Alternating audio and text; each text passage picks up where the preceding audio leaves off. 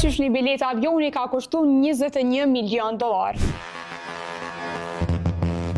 Ekziston një person që për mëngjes ka qenë në Paris, për dre ka qenë në Londër e për darkë është kthyer në New York.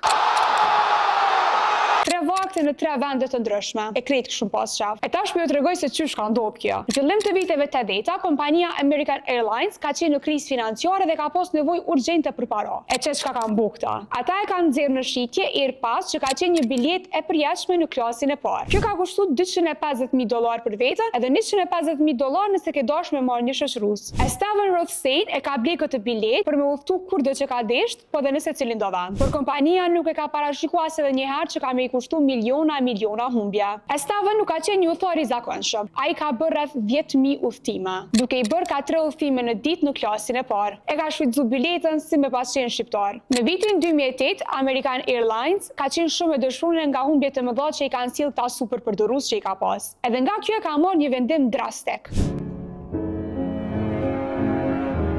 E çka kanë bërë ata? Kompania ja ka revokuar pasaportën e përjetshme Rothstein dhe ka akuzuar atë për përdorim të tepërt dhe mashtrim që ka bërë me bileta të shoqëruesve.